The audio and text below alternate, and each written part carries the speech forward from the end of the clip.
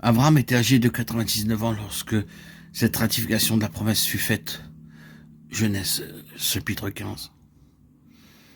Vous voyez que le facteur temps fut un réel test. Ce fut un mouvement de Dieu délibéré et précis. Pourquoi le Seigneur, sachant ce qu'il ferait, n'a-t-il pas attendu jusqu'à ce qu'il soit sur le point de l'accomplir pour venir simplement dire à Abraham ceci aura lieu et le réaliser? Non, il est venu là annoncer, s'en est allé, et les années se sont succédées. Puis il revint, ratifia sa promesse, et sur ce, il eut encore de l'attente. Le Seigneur a des voies étranges. Il agit à notre égard de cette façon. Il doit introduire ses instruments dans l'unité avec lui-même. Il y a une petite phrase dans le Nouveau Testament qui est conçue comme ceci.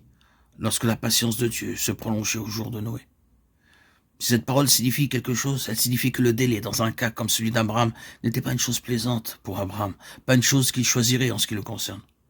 Cela donnerait au moins à entendre que si le Seigneur pouvait avoir le chemin libre, il achèverait son attention immédiatement.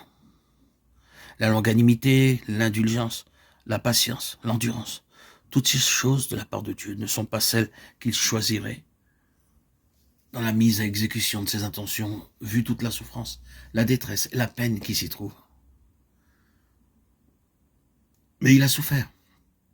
Et il a souffert longuement. Et ses instruments doivent parvenir à l'unité avec lui, l'unité avec son cœur. Le point est que cela élève cette chose à un certain niveau. Ce n'est pas que le Seigneur agit avec vous et avec moi simplement comme un maître d'école essayant d'obtenir quelque chose en nous. Il se peut que le Seigneur désire que des qualités morales se développent en nous. La patience, la longanimité, ainsi de suite. Il n'y a aucun doute que cela est vrai. Mais ce n'est pas simplement cela. Le Seigneur dit, je ne vais pas faire ceci jusqu'à ce que tu manifestes des signes de certaines qualités. Le Seigneur nous élève exactement sur le même niveau que le sien, nous introduisant dans une réelle unité avec lui-même, de sorte que nous ayons le même sentiment que le sien envers les autres, à l'égard de la situation et du besoin. Je crois que lorsque le Seigneur peut obtenir dans son Église un cri corporatif qui est le sien, alors son temps est arrivé. Le Seigneur n'est pas simplement en train d'attendre un temps. Il y a quelque chose qui est lié à ce temps, et il cherche à produire dans le cœur de son instrument ce qui est dans son propre cœur, de sorte qu'il crie un seul cri avec lui. L'Église doit crier, elle doit crier le cri de Dieu, et ce cri unique ne se trouve pas encore dans l'Église. Il y a bien des voix qui sont en contradiction l'une avec l'autre.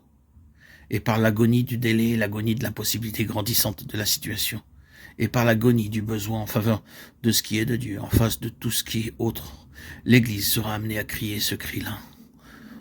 Au milieu de la nuit, il y aura un cri. Donc, cela est l'unité avec Dieu dans son temps. Force est de constater qu'il est vrai que Dieu a son temps.